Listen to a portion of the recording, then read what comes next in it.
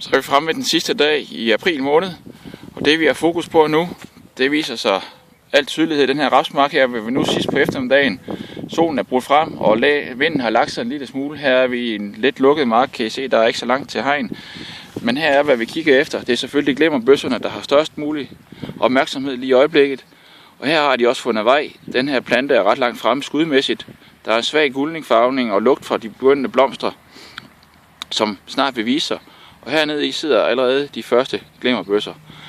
Og godt nok er der udsigt til en kold nat og også et par dage, men det gør ikke, at de dør, de her glimmerbøsser. Nej, de gemmer sig, og her kan I se nede i sideskuddene på den her plante, hernede under bladsvøbene. Tager man dem til side, så sidder der rent faktisk også hernede et par enkelte glimmerbøsser og hygger sig og går for løs af allerede de knopper, som ikke er sprunget ud endnu, og dermed ødelægger de nu og gør alle mulige størst skade. Ellers så er planterne meget forskelligt udviklet. Det ser I så også tydeligt her. Det er fra andre marker godt nok. Men nogle planter er knap så store, men har stadigvæk et fornuftigt rodanlæg. Sammenlignet med dem her, som så er endnu større, og hvor hovedskuddet er skudt endnu højere op.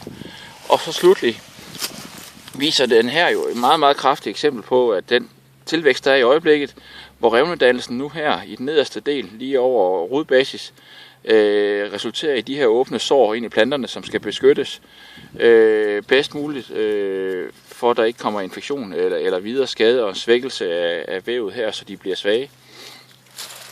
Så sammen med lidt follikur kan man være nødt til at påvirke det. Det er måske ikke det, der er aktuelt lige i de her planter her, som er meget, meget, meget, meget kraftige, både i rodnet, men også især på den, ikke kun fortykning af selve, hovedstænglen, men også alle de her sidestængler, der er sat anlæg fra her, hvor vi har en helt anderledes plante, som er sandsynligvis meget bedre rustet til at modstå den periode, vi vil have nu fremover, hvor der ikke er den store nedbørsmængde i sigte, og hvor planterne skal klare sig, fordi de kan hive op både af vand, men ikke også afsøge af næringsstoffer, som kan være begrænset i den her meget, meget tørre periode, som der er udsigt til.